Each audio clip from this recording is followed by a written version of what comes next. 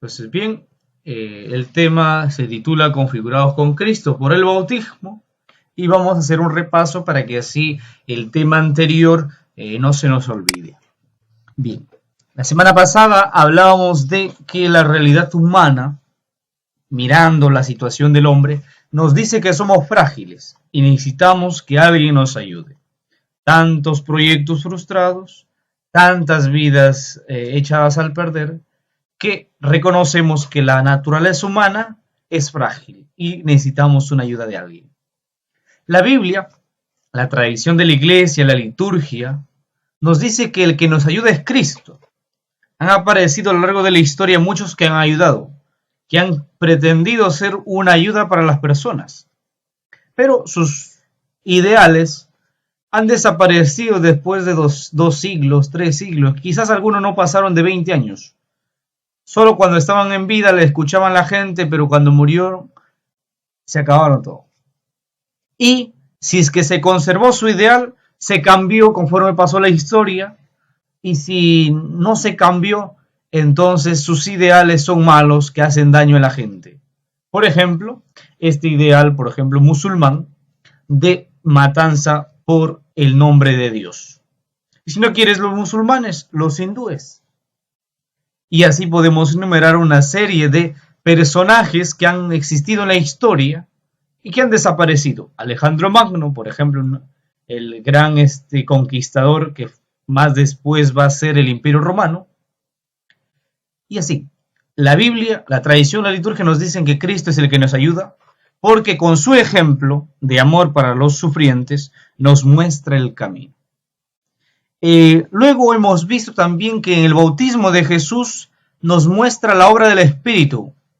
¿Se acuerdan esa figura del Espíritu Santo que sale, que baja en forma de paloma, de lo que habíamos visto la semana pasada? Y en el bautismo de Jesús también se muestra, aparte de la obra del Espíritu, el amor gratuito. Esto es el bautismo, la obra del Espíritu y el amor gratuito. Por eso que de ahí la necesidad de bautizar a los niños, porque ese es el ingreso al amor gratuito de Dios.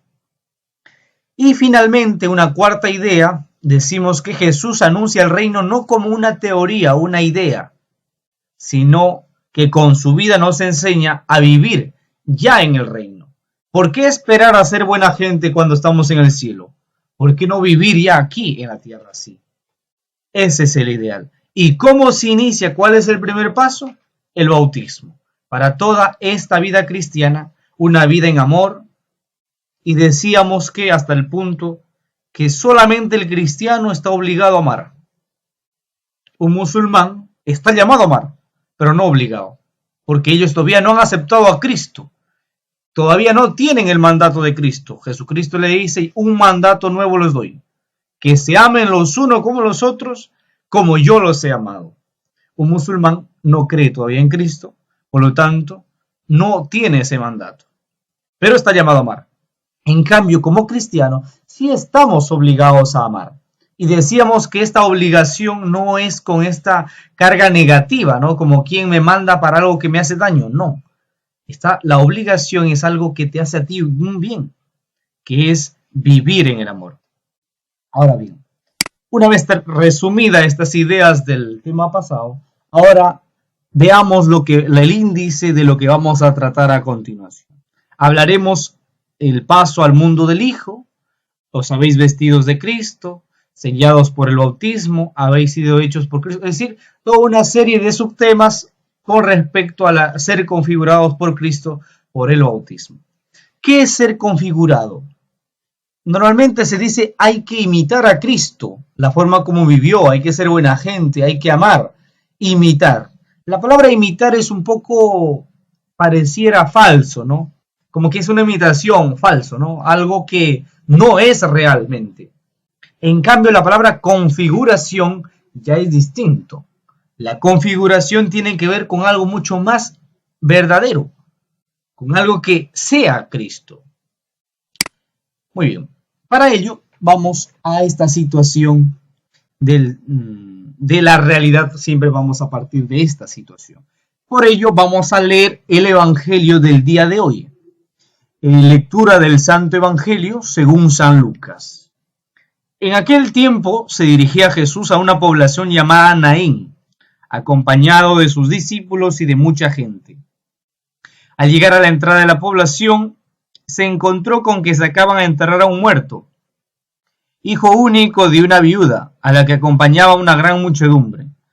Cuando el Señor la vio, se compadeció de ella y le dijo: no llores.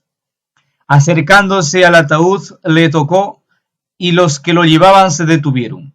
Entonces Jesús dijo: joven, yo te lo mando, levántate. Inmediatamente el que había muerto se levantó y comenzó a hablar. Jesús se lo entregó a su madre. Al ver esto, todos se llenaron de amor y comenzaron a glorificar a Dios diciendo: un gran profeta ha surgido entre nosotros. Dios nos ha visitado a su pueblo.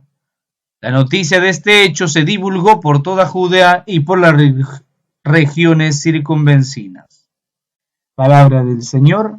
Gloria a ti, Señor Jesús. Muy bien. La situación del Evangelio nos muestra que Jesús está ante la muerte de un hijo único de una mujer. Si nos vamos un poco de historia, un poco de contexto, podemos ver que en la antigüedad, en el tiempo de Jesús y muchos siglos también posteriores, la situación de la mujer en el público era desastroso si no estaba acompañado de un varón, y estaba prohibido en algunas ciudades, en algunas culturas también. Jesús, ante esta situación, no lo quiere dejar desamparada a la madre y le resucita a su hijo. Ahora meditemos este Evangelio, pero con las palabras del Papa Francisco. Nos dice el Papa Francisco que gran compasión guiaba las acciones de Jesús. Es él quien se detiene al cortejo tocando el feto y, movido por la profunda misericordia hacia esta madre, decide afrontar la muerte, por así decirlo, cara a cara. Y la afrontará definitivamente cara a cara en la cruz. Así como Jesús, cuando va a morir en la cruz, va a tener esa fuerza para poder decir sí a morir en la cruz. También aquí nos muestra de manera figurada también cómo delante de la muerte, delante de esta situación de muerte, de un hijo joven, único de esta mujer que va a quedar desamparada, Jesús no tiene miedo de afrontarle cara a cara la muerte. Cuando Jesús vio a esta madre llorar, ella entró en su corazón, nos dice el Papa, y a la puerta santa cada uno llega llevando su propia vida, con sus alegrías y sus sufrimientos, sus proyectos y sus fracasos, sus dudas y sus temores, para presentarlos ante la misericordia del Señor. Estamos seguros de que la puerta santa, el Señor se acerca para encontrarse con cada uno de nosotros, para llevar y ofrecer su potente palabra de consolación: no llores. Y a cada uno de nosotros nos dice: levántate. Esta hermosa reflexión que nos comparte el Papa Francisco respecto a la lectura de hoy nos hace caer en la cuenta del tema que estamos tratando, la situación de la fragilidad humana. Ante todos tus proyectos que quizás se han visto en fracaso, viene Jesús y te dice: no llores, levántate. Tiene una connotación mucho más fuerte, porque a diferencia de un coach que te viene a dar ánimos así, como quien, palabras positivas, Jesús te va a dar la fuerza para que tú realices eso. Así como el alimento, una manzana, tu de almuerzo, tu desayuno, te da fuerzas corporalmente para realizar, en el ámbito espiritual, Jesús te va a dar esa fuerza para que realices. El coach tan solo te va a hacer a ti que con tus energías materiales, humanas, a nivel espiritual pretendas usar esta energía que es humana, material, usar para tu fuerza espiritual. Y eso es falso. Tus energías humanas no inciden directamente en tu fuerza espiritual. Solo con Jesús puede alimentarte tus fuerzas espirituales. Por eso dicen algunos, tanto tiempo alimentando el cuerpo, sin embargo el alma está desnutrida. O también hay otra frase por ahí, el espíritu es fuerte, pero la carne es débil. Aquí hace alusión a esto, en que corporalmente nuestro cuerpo, todo lo que nosotros consumimos, alimentamos nuestro cuerpo. ¿Y qué pasa con el alma? ¿De qué se alimenta? Este alma se va a alimentar de la fuerza del alimento que nos da Cristo. Muy bien. Dice también el Papa, ¿no? Continuando con esta reflexión. Dios nos quiere de pie, nos ha creado para estar de pie. Por eso la compasión de Jesús lleva ese gesto de la sanación, a sanarnos, cuya palabra clave es levántate. Ponte de pie como te ha creado Dios, de pie. Pero, Padre, nosotros no caemos muchas veces, algunos preguntarán, ¿no? Y Jesús te va a responder, vamos, levántate. Esta es la palabra de Jesús siempre, levántate. La palabra potente de Jesús puede hacernos levantar y obrar en nosotros también el paso de la muerte a la vida. Su palabra nos hace revivir, regala esperanza, da sosiego a los corazones cansados, abre una visión del mundo de la vida que va más allá del sufrimiento y de la muerte. De esta manera, el Papa nos regala una bonita reflexión nuevamente sobre la situación del hombre que quizás en el ámbito espiritual quiere encontrar realizar una acción, en el ámbito espiritual realizar una acción, sin embargo no lo alimenta, no tiene energía. Y estas energías no pueden salir pues del cuerpo, producto de tu comer, desayuno, almuerzo, cena, sino tienen que ser de este alimento que va a dar Jesucristo. Cuando el Vaticano II dice que somos configurados con Cristo por el bautismo, está siendo fiel a la revelación del Nuevo Testamento y también a todo lo que la Iglesia ha venido viviendo a lo largo de la historia.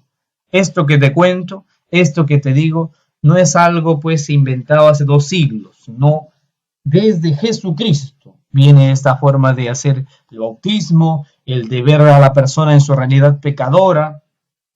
Todo esto que te comento es parte de la tradición viva de la Iglesia. Las primeras comunidades cristianas confesaban y celebraban esta realidad. Mediante el bautismo, la persona queda introducida en el misterio de Cristo, hace suya estas opciones fundamentales del Jesús que nos enseña y trata pues de recrearlas en una nueva situación histórica. Lo que estamos haciendo ahora con el Evangelio, que se escribió hace muchísimo tiempo atrás, ahora lo traemos a nuestra actualidad y vemos que nuestra situación humana sigue siendo débil y necesita de Jesucristo. Y ahora, todo esto que hemos visto, tanto con el Evangelio y lo último que he comentado con la configuración con Cristo, vamos a desarrollar un poco más de ideas. Es decir, nos vamos a iluminar con la palabra de Dios y vamos a hablar sobre el paso al mundo del Hijo. ¿Qué significa bautizarse? ¿Qué es esto de bautizarse? El Concilio de Trento define al bautismo como ese paso del mundo de carne al mundo del Hijo. Pero eso quiere decir que hay 2 mundos distintos y opuestos. En el primero está el mundo del pecado, de las tinieblas, que es obra del primer Adán que se dejó llevar por la tentación, el hombre pecador, y la otra es el mundo de la vida, de la luz, obra de Cristo, el nuevo Adán. Cuando decimos el primer Adán, el hombre pecador, estamos tú y yo ahí inmersos en esta figura. Porque Adán no es otra cosa que figura del primer hombre de la humanidad. No tanto como el hombre histórico, sino tú y yo, en el siglo XXI, somos también esta hombre, esta mujer pecador, que nos planteamos cosas, nos proponemos a mejorar nuestra condición de vida y vemos que algunas metas, algunas ideas, como que nos hace tener más problemas, y conforme aumente nuestra experiencia de vida, vamos a ver esta realidad, cómo a lo largo de nuestra corta o larga vida siempre vamos a tener estos problemas, y por lo tanto necesitamos, y vemos ahí que necesitamos de Cristo. El bautismo nos arranca de ese mundo perverso, si queremos utilizar estos términos de pecado, de tinieblas, y nos introduce a una vida de gracia, una vida reconciliada, a un reino del Hijo de su amor. Este es el bautismo, el paso de esta realidad humana pecadora a un paso de vida santa. Ahora bien, ¿eso quiere decir que una vez bautizado ya la persona es una santa paloma? No. Está en otra vida, ya es una vida de gracia, pero ahora tendrá que alimentarse con la energía y la fuerza que le da Cristo. Si esta persona no se alimenta de esta energía, de esta fuerza que le da Cristo, va a ser casi igual como estar en el mundo y no haberse bautizado. De ahí que el bautismo es el primer sacramento de la iniciación cristiana, es decir, está recién iniciando como cristiano. Y es justo pasar por ese proceso para que lleves toda una vida cristiana. Entonces, el bautismo en el siglo IV, por ejemplo, algunos grandes obispos del siglo IV explicaban que el recién bautizado, les decía, ¿no? El significado de su bautismo: sois ya posesión de Cristo. Ustedes, que tú, varón, mujer, que eres bautizado, ya no te perteneces solamente a ti mismo o a tus padres, al mundo, sino que ahora eres posesión de Cristo. Todo lo que te hagan de ahora en adelante a ti, lo están haciendo Cristo. Bien o mal. Si a ti te hacen obras de caridad, lo están haciendo por Cristo. Y si a ti te hacen mal, lo están haciendo por Cristo. Y cuando mueran, responderán por esas acciones. Ahora viceversa. Todo lo que tú te hagas a ti mismo, lo estarás haciendo a Cristo, positivamente o negativamente. Por eso que el bautismo no es algo como que un simple baño, ¿no? Algo que no te hace responsable. No. Hay una responsabilidad en el bautismo. Porque el bautizado ya es otro Cristo. Ya es Cristo mismo quien está en este bautizado. Por eso que decía una Santa Teresa de Calcuta: yo hago obras de caridad o doy de comer a este hambriento, porque ahí veo a Cristo. También en el siglo IV les decían: por la integración en Cristo estamos en comunión con el Verbo, que en grosso modo no es otra cosa que decir: una vez bautizado, te configuras con Cristo. Tú te conviertes en Cristo, por decirlo de esta manera. Por supuesto, Cristo es Cristo y tú eres una persona y está. Pero tu situación espiritual, por supuesto también el tema del cuerpo, porque acá el bautismo es para el cuerpo y para el alma, no solamente por el ámbito espiritual, te conviertes en Cristo, te configuras en Cristo. Y por eso es fundamental el bautismo. Y mientras más temprana edad te bautizas, más inicias a configurarte como Cristo. Muy bien, una vez comprendido esta idea del paso al mundo del Hijo, vayamos ahora a hablar de otra idea. Os habéis vestido de Cristo. ¿Qué significa os habéis vestidos de Cristo? Cuando nosotros decimos a los bautizados se revisten de Cristo, se afirma que los rasgos del Salvador, es decir, Jesús, marcan ya el perfil del bautizado. De modo que yo, cuando vea a un bautizado, tengo que ver a Cristo en él. ¿Cómo? Que sirva, que ame, que perdone, que esté unido, que participe en su comunidad, que dirija, que predique, que enseñe, es decir, como Cristo vivió. El bautizado no es alguien que solamente se fue al templo, le echaron agüita, no, sino también aquel que tiene en su rostro, figurativamente por supuesto, se ve a Jesús. Es configurarse con la forma de ver a las personas. Un bautizado tiene que ver ya no como antes una persona de carne y hueso nada más, sino tiene que ver en las personas a Jesús. Y tiene que amar tanto a las personas, tanto ama a Jesús. Por eso que un bautizado tiene esta consecuencia, de que este bautizado tiene que mostrar amor como Cristo mostró amor. La forma y los valores y los hechos que realiza la persona tiene que verse que Jesús está actuando. Si este bautizado no muestra a Jesucristo como debe ser, entonces van a decir, mira cómo son los católicos, borrachos, cómo son los cristianos, peleones. ¿Qué es esto? Eso no es el rostro de Cristo. Con el bautismo, ahora tú te revistes de Cristo y te muestras ante el mundo como Cristo. Ya no solamente Jesús o Cristo es una sola persona, sino que ahora se muestra en todas las personas a los demás que no creen. El bautismo es manto de salvación, túnica de alegría y vestido luminoso, decían en la tradición de la iglesia algunos padres, recalcando esta importancia de ser bautizado.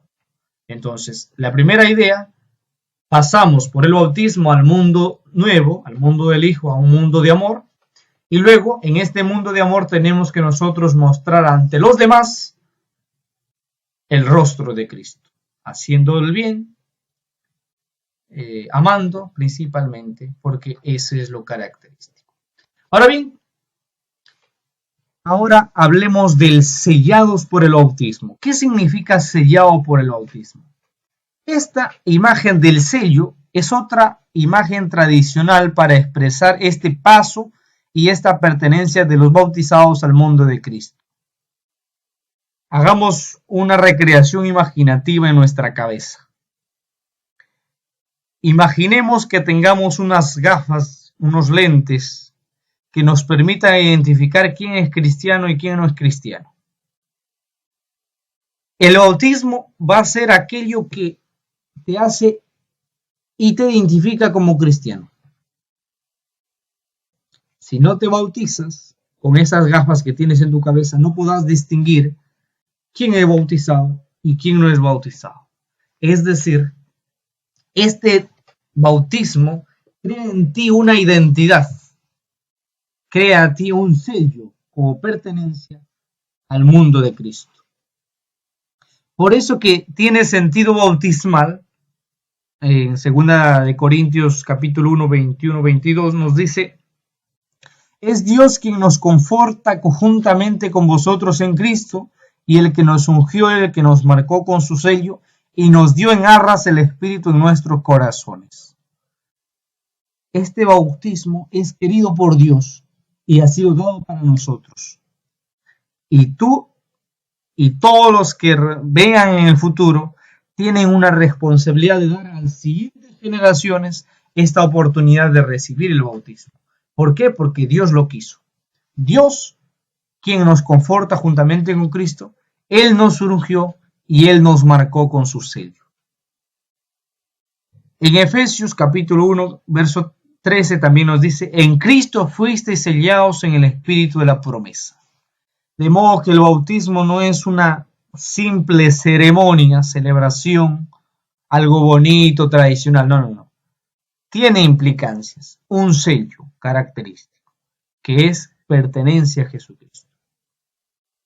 La catequesis y la liturgia de la Iglesia, en este tema del bautismo, en los primeros siglos vuelven frecuentemente la imagen: el bautismo es el sello del Hijo de Dios. Esto es siempre a los primeros inicios del siglo de la Iglesia, siempre iban a esta imagen: el bautismo como sello de ser hijos de Dios.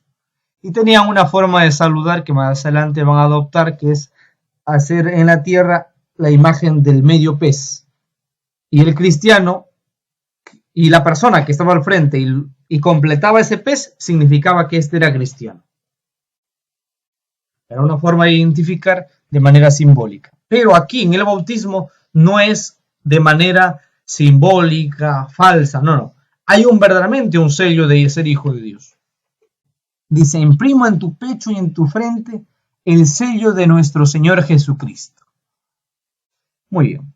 Ahora vamos a hablar un poco del Concilio Vaticano II, que afirma que el cristiano es el hombre consagrado a Cristo por el bautismo. Entonces, toda esta tradición de la Iglesia siempre ha señalado esta importancia de que con el bautismo tú eres sellado y perteneces a Cristo.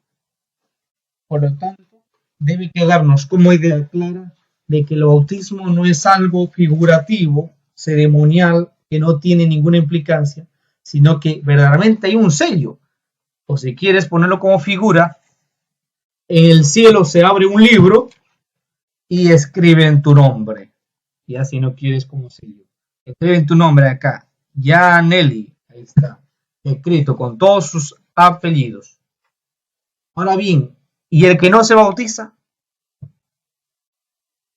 No tiene este sello. De ahí la importancia de bautizar más pequeño para que ya desde pequeñito tenga este sello del bautismo. Muy bien, ahora hablemos de una cuarta idea, de que si hemos mencionado, ¿no?, la idea de que Jesucristo en nosotros nos hace y nos permite pasar de este mundo de la carne al mundo del Hijo. Luego hemos hablado que hemos sido vestidos con Cristo, de tal manera que en nuestro rostro, en nuestras acciones, en nuestra vida cotidiana, mostremos nosotros a Jesucristo. Y luego hemos hablado de que el bautismo nos crea un sello, es algo verdaderamente cierto. Ahora, ¿para qué hacen todo eso? ¿Por qué? Porque hemos sido hechos Cristo. Habéis sido hechos Cristo. Mira lo que dice, según Romanos 6:5. Por el bautismo los hombres reciben el mismo ser de Jesucristo. En el siglo IV, San Cirilo de Jerusalén, hablando a los neófitos, hace un sabroso comentario. Dice, bautizados en Cristo, vestisteis a Cristo, habéis sido transformados en el Hijo de Dios, el que nos ha predestinado a ser hijos, nos ha hecho conformes al cuerpo glorioso de Cristo. Con razón, pues, vosotros sois llamados Cristos, vosotros sois imagen de Cristo. Interesante este padre de la iglesia, San Cirilo de Jerusalén, en el siglo IV, nos dice que nosotros somos hechos Cristo por el bautismo. Y ahí la importancia. Imagínate uno que no está bautizado, no está siendo hecho Cristo. Y si nosotros entendemos lo que significa ser Cristo, el Mesías, el Salvador, el Hijo de Dios, el que por el cual se hizo toda la creación y toda una serie de sinónimos más, es sumamente relevante e importante el bautismo, porque te hace otro Cristo, o te hace Cristo, mejor dicho. Esta fe se expresa en la alegoría de la vid y los sarmientos, que en el Evangelio de Juan capítulo 15, verso 1 al 8, nos van a contar de que nosotros, hay un viñedo ahí de uvas, ¿no? Jesús es la vid y nosotros somos los sarmientos. Si los sarmientos, las hojas, esos cogollitos, estos de la uva, se sacan del tronco verdadero, ya mueren, se seca. Así es nuestra fe. Nuestra fe tiene que estar unida con Cristo, si no, muere. Por eso que los cristianos que no dan testimonio de Cristo no están apegados a Cristo, por eso que fallan y dan mala imagen de Jesús. El bautismo es esta puerta que te da inicio a una vida cristiana. Ya con el bautismo inicias como cristiano. Sin el bautismo no tienes ninguna iniciativa como Cristo. Y tu fe no es en Jesucristo, el Hijo de Dios. Entonces los cristianos participamos de la única vida que tiene su plenitud en Jesucristo, en el Hijo. Entonces aquí para redondear esta idea de que gracias al bautismo, cada uno de los bautizados, de los niños, sean personas que sean tanto niños o adultos, se convierten en Cristo, son imágenes de Cristo, y por lo tanto no es nuevamente una mera celebración. Ahora hablemos una quinta idea, que es el dinamismo pascual. ¿Qué es esto del dinamismo pascual? Hablemos de la existencia y el destino de Jesús que se realiza en el proceso de Pascua. Sabemos que Pascua conmemora estos tres momentos: pasión, muerte y resurrección de Jesús. Ahí ubiquemos nuestras neuronas, nuestro cerebro. Pasión, muerte y resurrección de Jesús. La Pascua. ¿Qué se celebró en estos días de la Pascua, en estos días de su pasión, muerte y resurrección? Este acontecimiento, Jesús muere en la cruz y luego resucita. Este dinamismo marca toda la conducta histórica de Jesús, que fue un sí a la voluntad del Padre o implantación del reino y un no a las idolatrías homicidas. Jesús muere en la cruz, cumpliendo todo y cada uno de los ideales, y más que ideales, el reino que él mismo ha predicado y ha llamado para que se cumpla. En este dinamismo de ofrecerse por nosotros, dar su vida por nosotros, es lo mismo en el bautismo. El bautizado, el nuevo bautizado, tiene que dar de ese momento, inicia su vida de dar a los demás. Tiene que ser caritativo, tiene que practicar el bien, tiene que ser virtuoso. Y todo esto lo va a lograr con la gracia de Cristo. Y esto lo va a servir para su vida matrimonial, para todo. Por eso que el bautismo es sumamente clave en este aspecto. ¿Por qué? Porque el bautismo se mete en este dinamismo de la Pascua, pasión, muerte y resurrección de Jesús, que es el culmen de la vida cristiana y de las celebraciones cristianas. Configurarse con Cristo. Esa dialéctica entre la vida y la muerte resulta más palpable y escandalosa en la muerte de cruz y resurrección. Por el bautismo, los hombres somos incorporados en ese dinamismo pascual, entre la vida y la muerte. Morimos al pecado, morimos al mundo de carne e iniciamos una vida nueva que es la vida de Cristo. Por eso que antes de Jesucristo, los hombres podían ser perfectos. ¿Había alguna enseñanza que te llevaba a ser perfecto? Había enseñanzas ahí más o menos desarrolladas, etc. Pero no había esa gracia, esa fuerza de Dios que te daba interiormente para que tú seas perfecto. Había normas muy buenas, ¿no? Por ejemplo, dar de comer al huérfano, asistir a las viudas, acoger al peregrino. Pero estas no eran cumplidas. Porque humanamente, con nuestras fuerzas, no lo podemos hacer. Porque siempre está la tendencia de aprovecharse, de ser corrupto, de robar. Siempre están presentes. Con Jesucristo se inicia una nueva vida que ya vas a tener fuerza para compartir con el prójimo, amar al prójimo, dar tu vida por el prójimo. Ejemplo de esto son los santos. ¿Cuántos santos en la iglesia, sin separarse de Cristo, han dado su vida por la gente? Por ejemplo, hagamos un ejemplo acá. San Juan Bosco ha alzado, construido grandes orfanatos, oratorios y colegios para atender a muchísimos jóvenes a lo largo del mundo. Él dejaba de comer, muchas veces no dormía por estar de un lado por otro buscando recursos económicos para mantener a estos jóvenes que no tenían hogar. Eso es fruto de alguien que está, como decíamos en la cuarta idea, esta fe se expresa abajo. Los cristianos participan de la única vida que tiene su plenitud en Cristo. Es decir, solamente con Jesucristo, aquel que no se separa de Jesucristo puede expresar una imagen verdadera de Cristo. El bautizado que a los 12 años o 13 o 15 años se separa de Cristo y dice no quiero creer en Dios, aunque haya sido bautizado, no está pegándose a la fe de Cristo, por eso que no va a mostrar el amor de Cristo. En cambio, quien más se apega a Jesucristo, más muestra el amor. Y claro ejemplo de esto son los santos. Por ejemplo, la Madre Teresa de Calcuta. Cientos de casas que construidos a lo largo del mundo para atender. La madre no tenía ni un sol en su vida, pero sin embargo, esta fe que tenía en Jesucristo hizo tanto que la gente, movido en su corazón, venían, hermana, aquí le doy para apoyar, aquí, y unía a la comunidad para ayudar a la gente. Necesitamos más cristianos que estén apegados a Cristo y que con su fe, que está unida a esta vid que es Jesús, puedan mostrar este verdadero rostro de Cristo.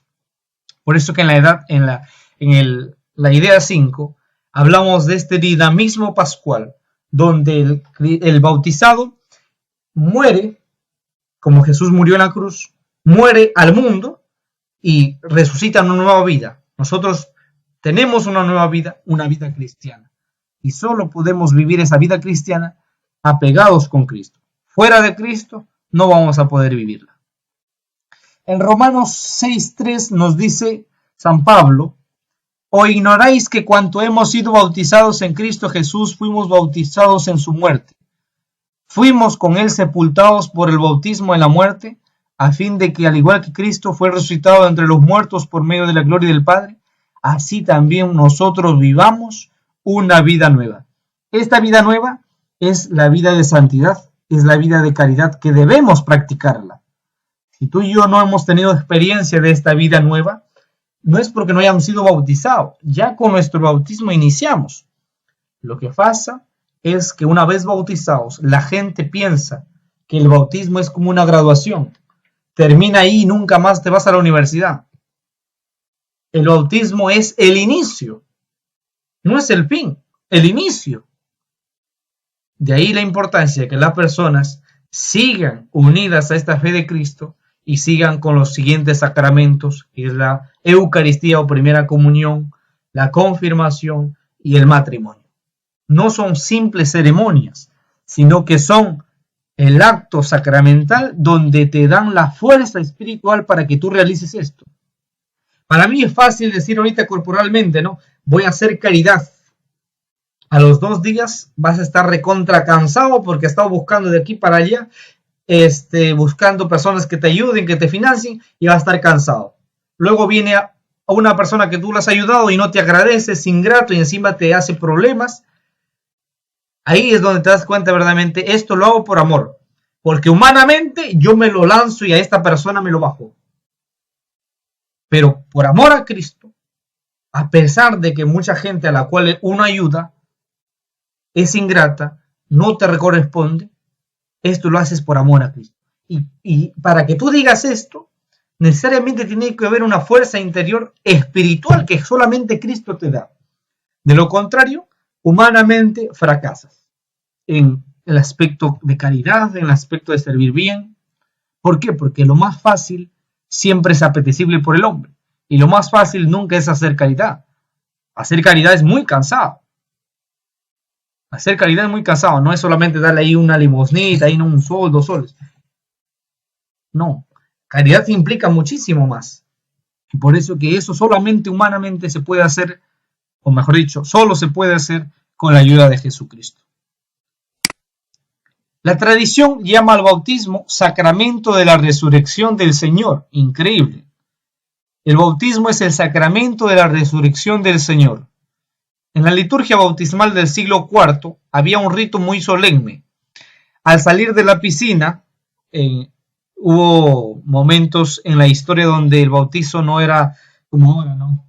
Echar un poquito de cabeza. También había, pero eso era lo extraordinario. O sea, ya si no había, pues ya como último recurso. Así fue en los primeros siglos, ¿no? Pero lo común era bautizarse en piscinas o en algo que tenga bastante agua.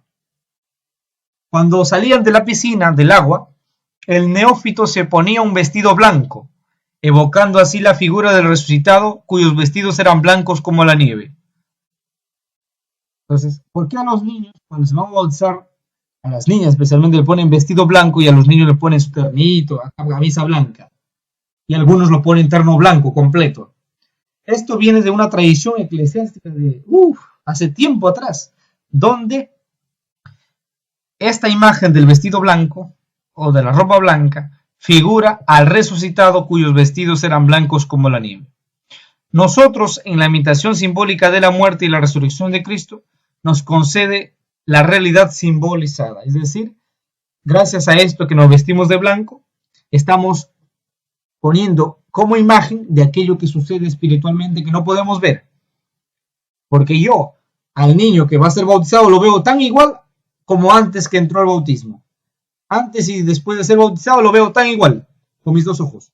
Sin embargo, en el ámbito espiritual cambia. Esto cambia verdaderamente. Y esto solamente lo puedo ver con los ojos de la fe. Pero simbólicamente lo expreso a través del vestido blanco.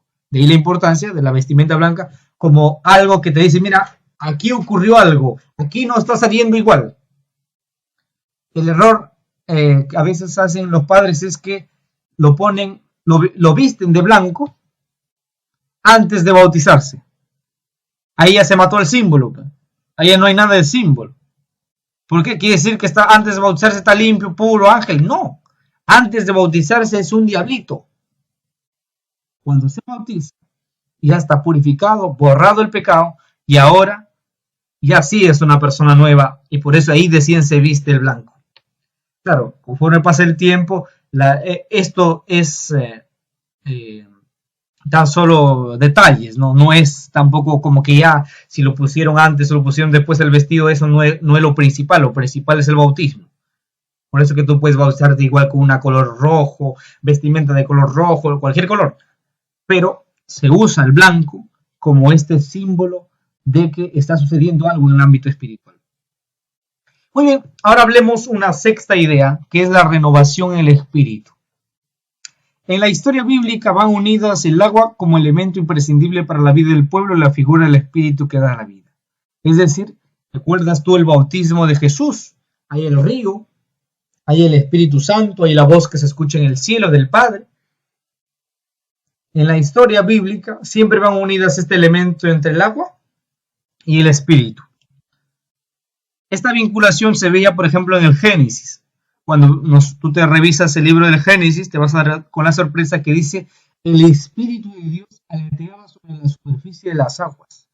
Mira, cómo coincidencia no puede ser. Esto es algo fundamental. Cómo el Espíritu siempre va unido al agua. Los profetas ven unidas abundancia de agua y efusión del Espíritu. Nos dicen los profetas: derramaré agua sobre el suelo sediento y haré brotar arroyos en la tierra seca. Infundiré mi espíritu en tu simiente y bendeciré tus retoños. De modo que hablar de espíritu y de agua siempre ha sido común en la historia bíblica. Siempre, desde el Génesis hasta el último libro de la Biblia. Siempre espíritu y agua van a ir unidos. Por eso que en el bautismo Jesús está en el río Jordán y también aparece el Espíritu. Hay también esta relación sumamente hermosa y fundamental entre el Espíritu y esta agua. El Espíritu que da la vida y el agua que también da la vida. El Espíritu que no se puede ver, en cambio el agua sí. El agua que a la tierra da fruto. Sí se puede ver. Ahora, de la misma manera, el Espíritu Santo viene a la vida del niño bautizado o persona adulta y da vida espiritual. No lo puedes ver, la vida espiritual, en el sentido de que la renovación espiritual no lo estás viendo, sin embargo, a través del agua te expresa esa realidad. El agua que echa a la tierra fructifica. Así el espíritu que entra a tu alma fructifica tu alma y se manifiesta a través de las obras de caridad, especialmente la práctica del amor. Entonces el Espíritu Santo es el autor de la generación espiritual. El agua corre sobre el cuerpo desde afuera, pero el Espíritu Santo bautiza totalmente las almas por dentro. El bautismo es don del Espíritu, nuevo conocimiento del agua y el Espíritu. También es baño de regeneración y renovación en el Espíritu.